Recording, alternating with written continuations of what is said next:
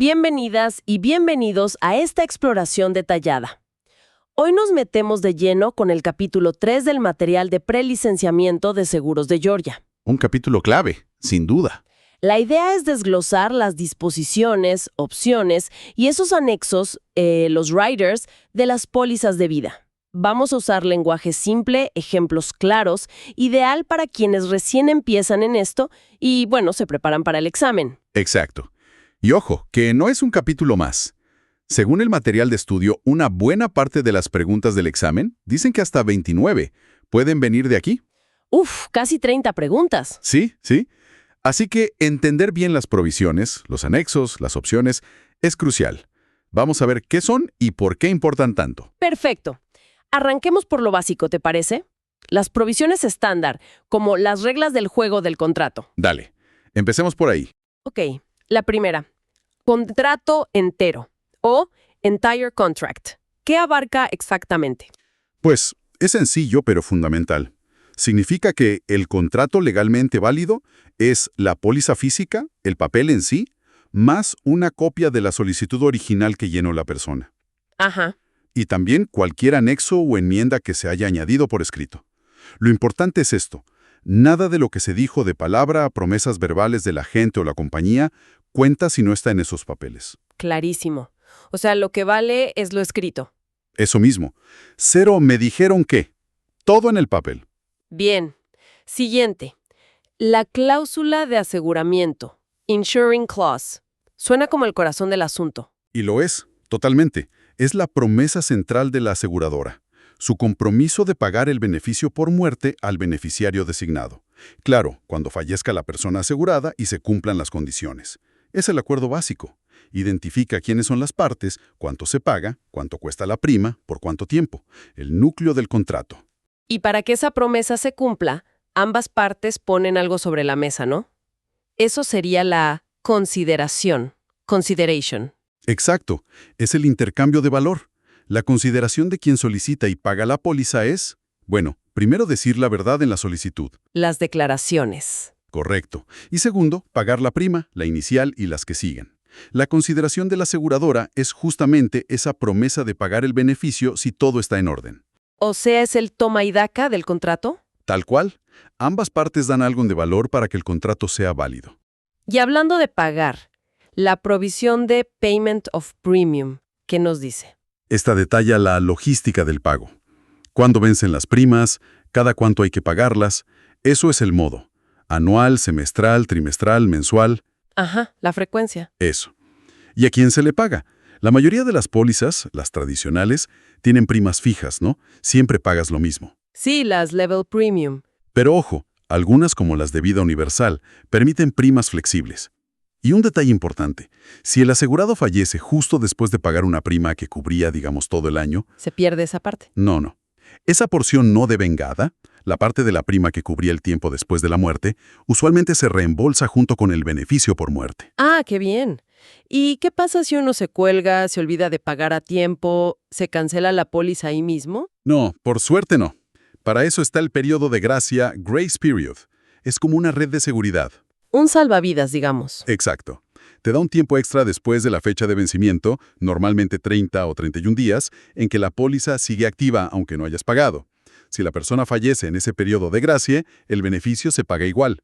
Eso sí, te descuentan la prima que debías. Entendido. Evita que un pequeño olvido te deje sin cobertura. Justamente. Pero si pasa el periodo de gracia y nada, no se pagó, ahí sí, adiós póliza. Bueno, no necesariamente adiós para siempre. Existe la posibilidad de reinstalación, reinstatement. Revivirla. Algo así.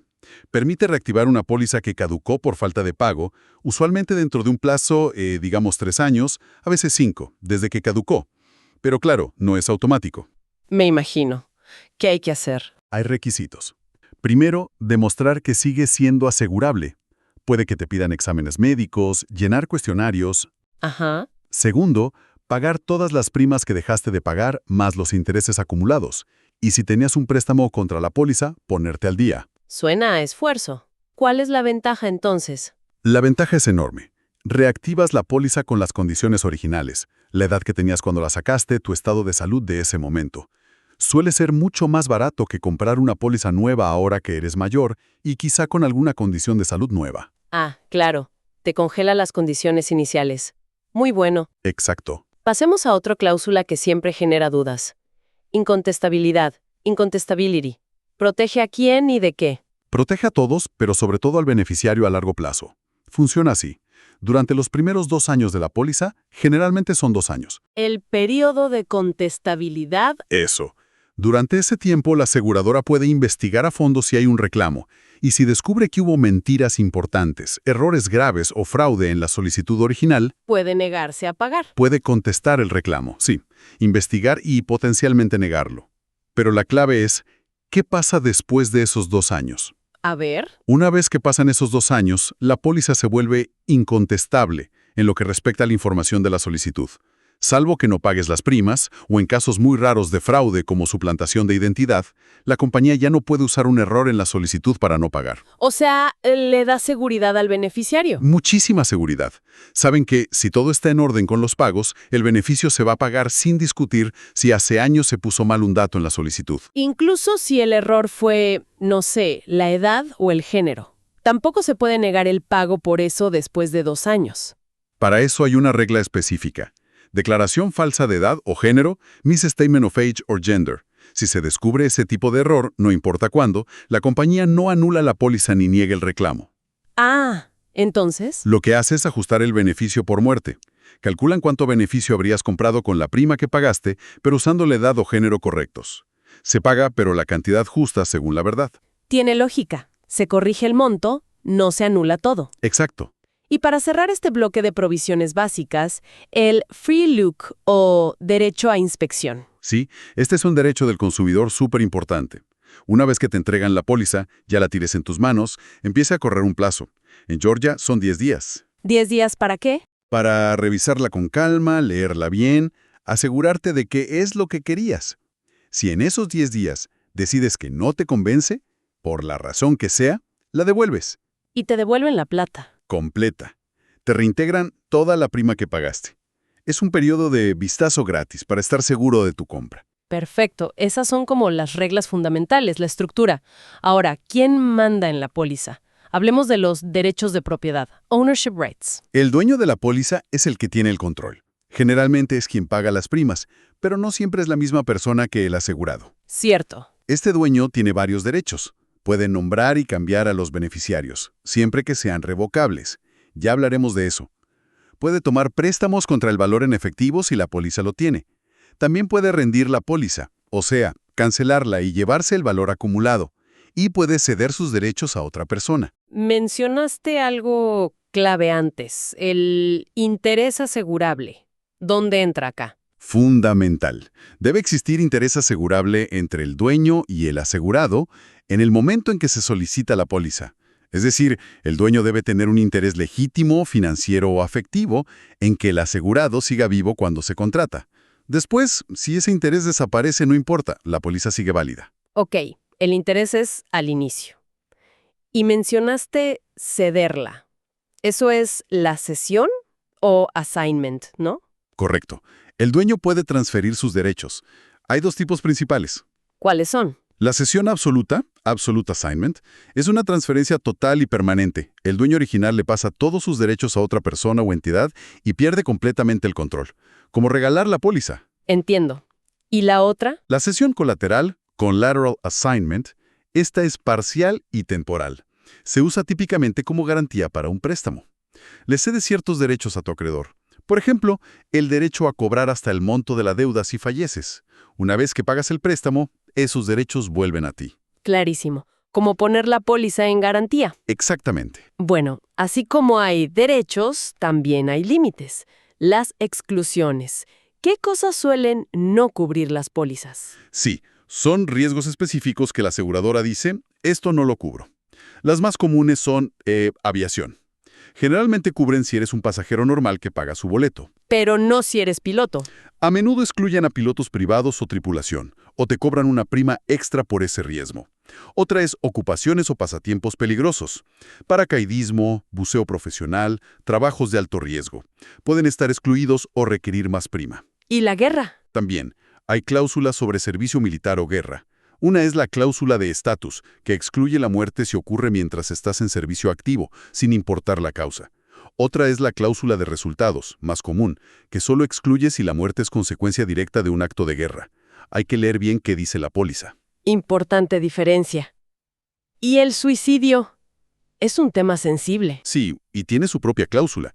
Lo estándar es que si el suicidio ocurre dentro de los primeros 2 años desde que se emitió la póliza, la compañía no paga el beneficio por muerte. No paga nada. No el beneficio completo.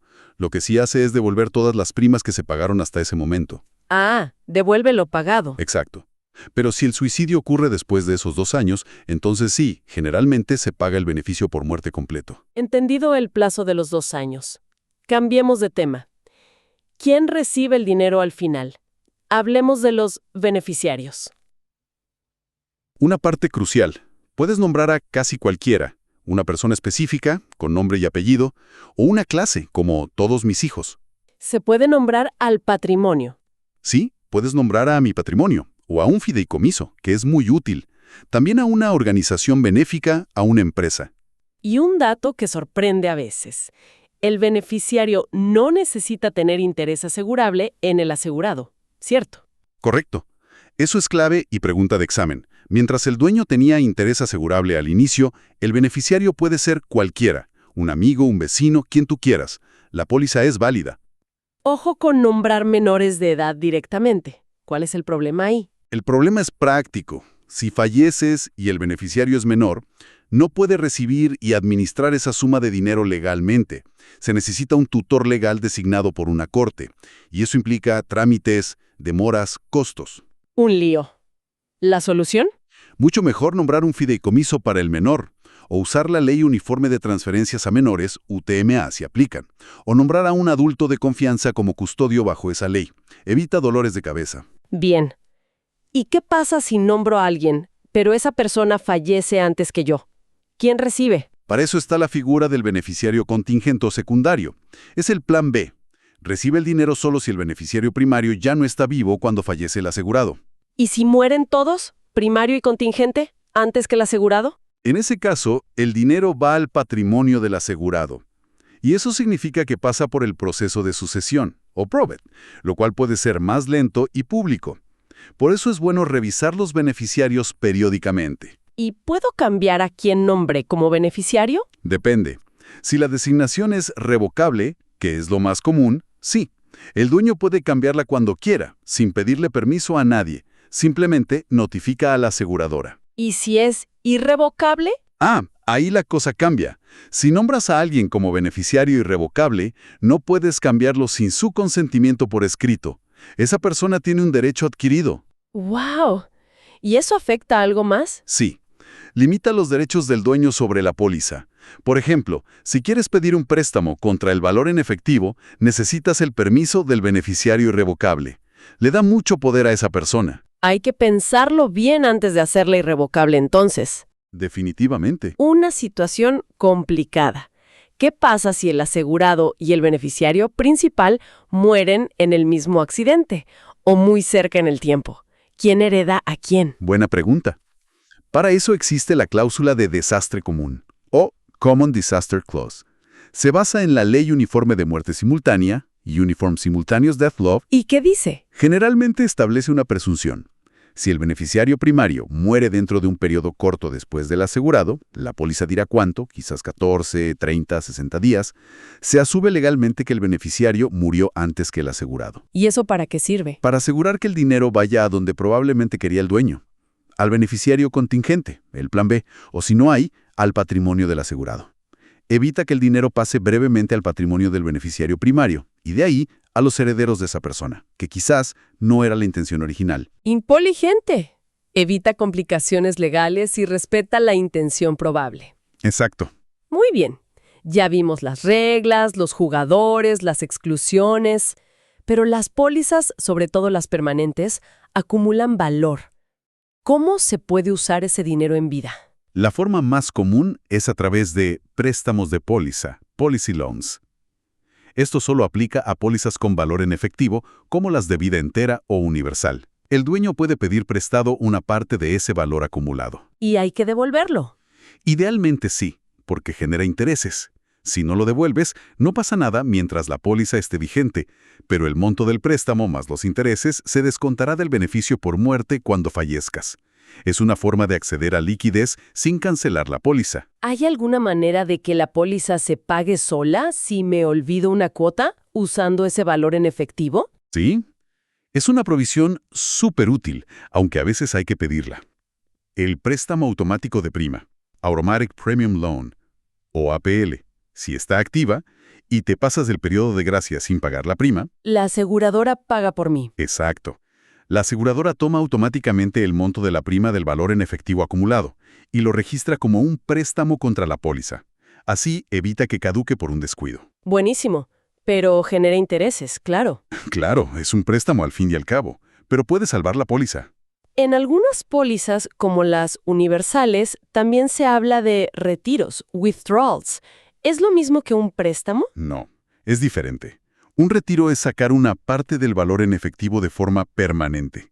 Reduce directamente el valor en efectivo que queda y también el beneficio por muerte final. Y no se devuelve. No se espera que se devuelva. Y ojo, puede tener consecuencias fiscales si retiras más de lo que has pagado en primas totales, lo que se llama cost basis o base de costo. La ganancia podría ser imponible. Entendido. Préstamo es temporal y se descuenta al final. Retiro es permanente y reduce todo desde el vamos.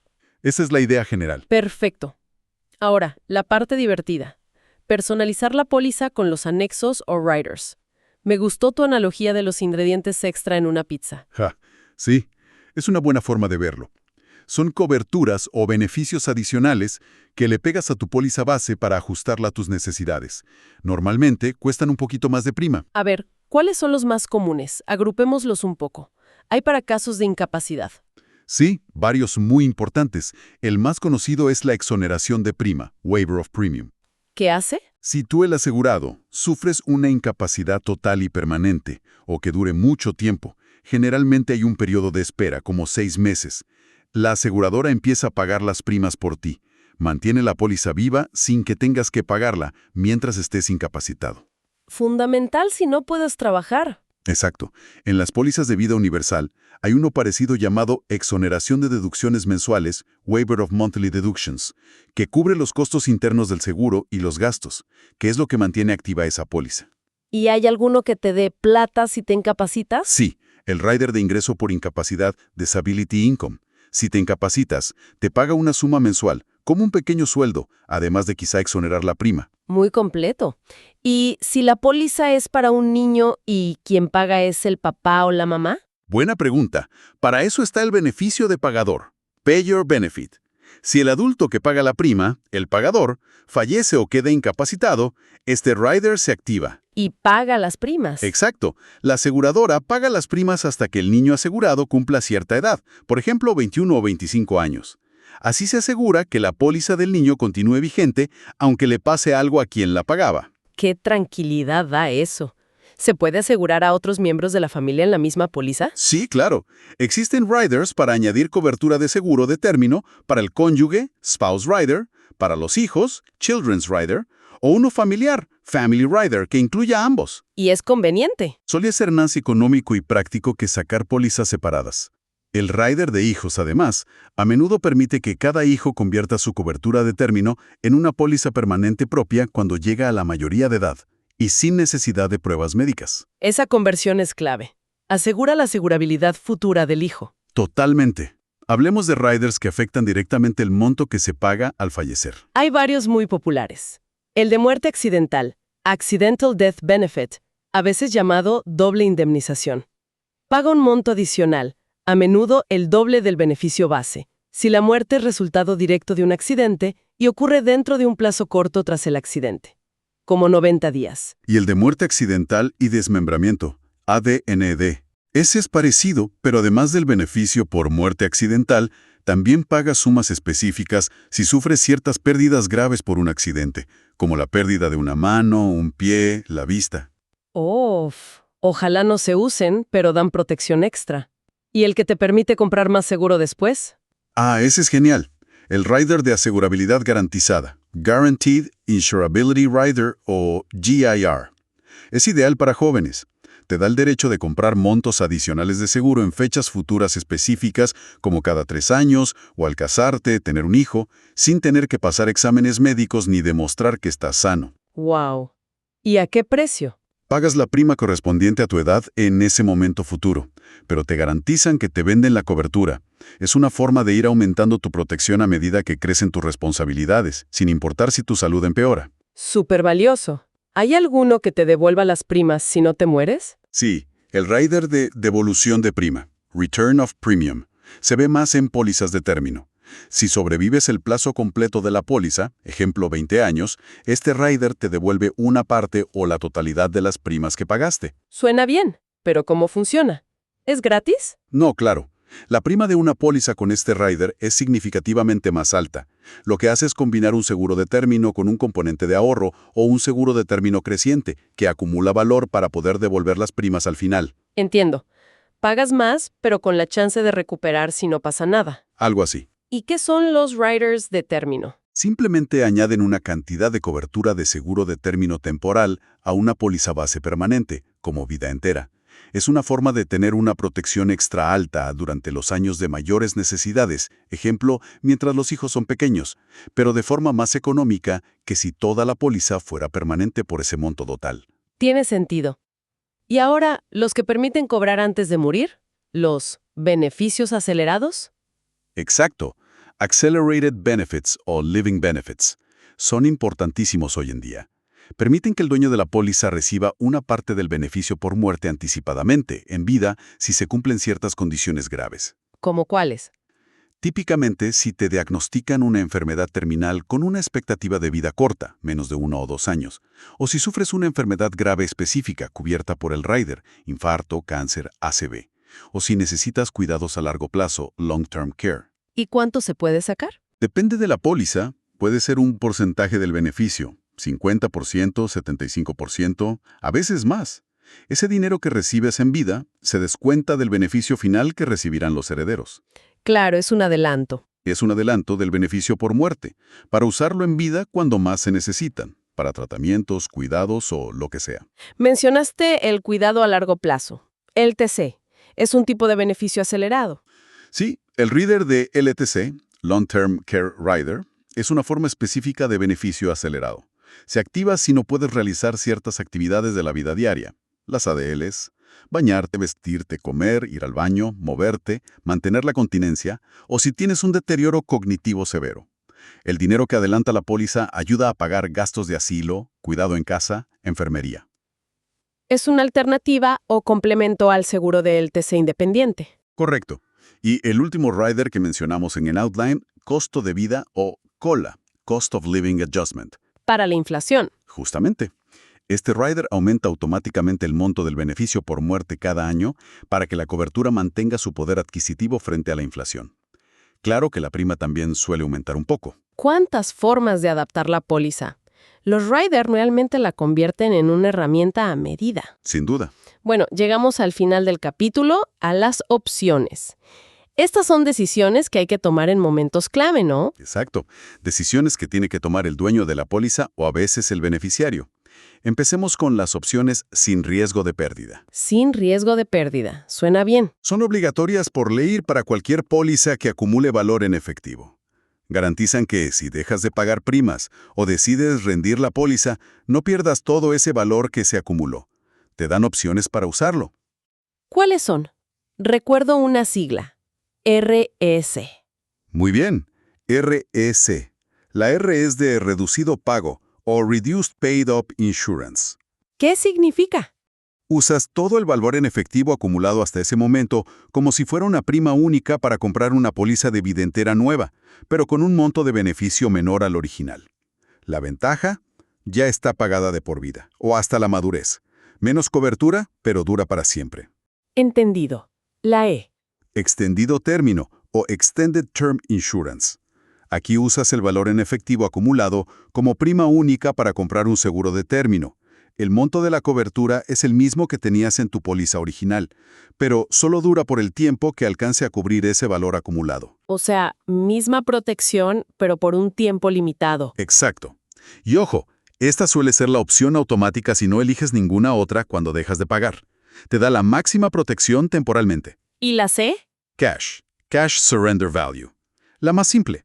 Pides el valor en efectivo acumulado menos cualquier préstamo o cargo pendiente, en un cheque, y la póliza se termina a fin de la historia. ¿Pero puede haber impuestos ahí? Sí. Si el valor en efectivo que recibes es mayor que el total de primas que pagaste, cost basis, esa ganancia es considerada ingreso y es imponible. Bien, RCEC. Reducido pago, extendido término, cash.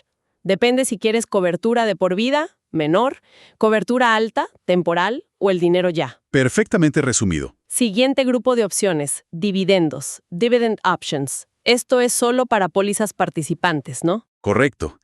Las que emiten las compañías mutuas, donde los dueños de póliza son como socios.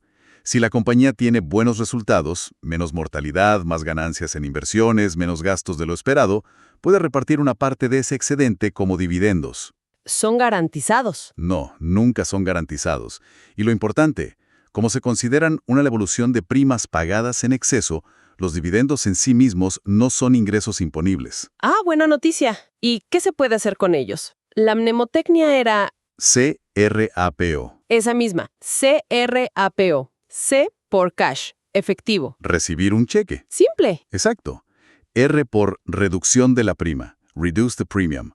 Usas el dividendo para pagar la siguiente prima, que te toca. Práctico. A por acumulación al interés. Accumulate an interest. Dejas el dividendo en una cuenta con la aseguradora y ésta te paga intereses sobre ese monto. ¿Y esos intereses? Ojo, los intereses que ganan los dividendos acumulados sí son imponibles cada año. Ajá. La P. P por adiciones pagadas. Paid up additions. Este es súper interesante. Usas el dividendo cada año para comprar pequeñas pólizas adicionales de vida entera. Cada pedacito nuevo está completamente pagado, tiene su propio valor en efectivo y también puede generar dividendos. O sea, hace crecer la póliza sola. Exacto. Aumenta tanto el beneficio por muerte total como el valor en efectivo acumulado. A largo plazo puede ser muy poderoso. De hecho, muchas veces esta es la opción por defecto si no eliges otra. Suena como la mejor opción estratégica. ¿Y la O? O por término de un año, one year term. Usas el dividendo para comprar seguro de término adicional por un año. Aumenta temporalmente la protección. CRAPO.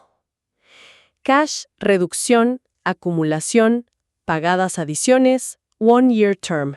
Muchas formas de usar ese extra. Mucha flexibilidad. Y llegamos a la última tanda de opciones, las de liquidación o pago de settlement options. Esto es sobre cómo el beneficiario recibe el dinero, ¿no? Exactamente.